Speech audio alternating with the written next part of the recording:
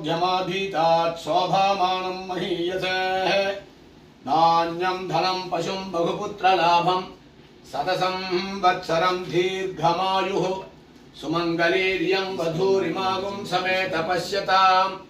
सौभाग्यलक्ष्मी दत्त्वा जादात् त्वं विमले पुमान् रवुन्द्रदीर्घस्य पुत्रागुं शुभगाहुं कुरु दशास्यां पुत्रानादेहि पतिमेकाधसंहृधि सत्यज्ञानसुखस्वरूपममलं क्षीराब्धिमध्ये स्थितं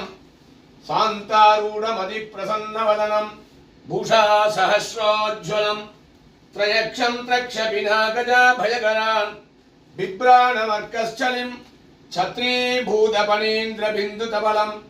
लक्ष्मीनृसिंहं भजे